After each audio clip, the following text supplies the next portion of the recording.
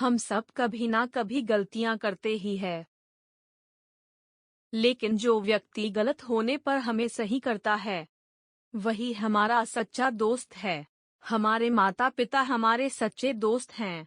जब हम गलत होते हैं, तो वे हमें अपनी गलतियों का एहसास कराते हैं और हमें सही रास्ते पर ले जाते हैं।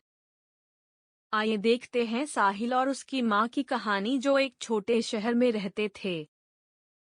वह बहुत लापरवाह लड़का था। उसने अपने घर के किसी भी काम में अपनी माँ की मदद नहीं की। एक दिन उसकी माँ ने कहा, प्रिय बेटे, हर सुबह मुझे बहुत सारे काम करने होते हैं। तुम्हें काम में मेरी मदद करनी चाहिए।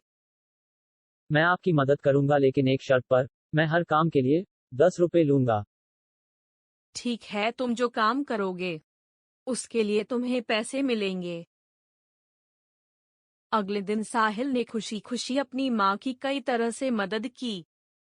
वह बहुत खुश है। उसने सोचा कि उसकी माँ उसे शाम को पैसे देगी और उन पैसों से वह चॉकलेट और खिलौने खरीदेगा।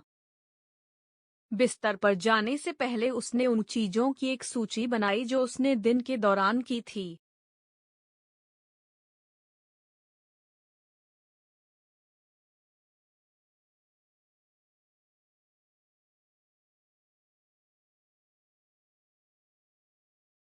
वह अपनी माँ के कमरे में गया और चुपचाप अपनी माँ के टेबल पर वह कागज छोड़ आया। साहिल के नोट को पढ़ने के बाद उसकी माँ ने अपनी प्रतिक्रिया लिखी, जो कुछ इस तरह थी।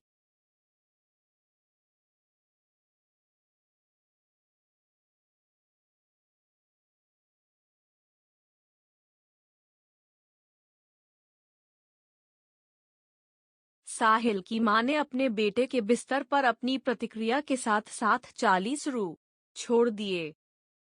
साहिल अपने बिस्तर पर पैसे देखकर बहुत खुश था, लेकिन जब उसने अपनी माँ के नोट को पढ़ा तो उसे खुद पर शर्म आई। वह अपनी माँ के कमरे में गया और उन्हें पैसे वापस दिए।